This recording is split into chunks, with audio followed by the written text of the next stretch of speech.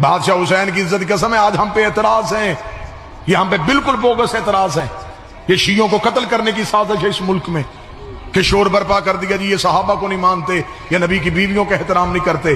میں ممبر پہ کھڑا ہوں، لاہور شہر میں کھڑا ہوں، تو مجمع میں آ، اٹھ، تو صحابی کا نام پڑھ، میں طریق سے کردار پڑھوں. لیکن یہ تو کوئی بات نہیں ہے کہ آپ ہم پہ صرف اعتراض کیے جائیں اور لوگوں کو ہمارے قریب نہ آنے دیں. یہ معاذ اللہ ثم معاذ اللہ صحابہ کی عزت نہیں کرتے.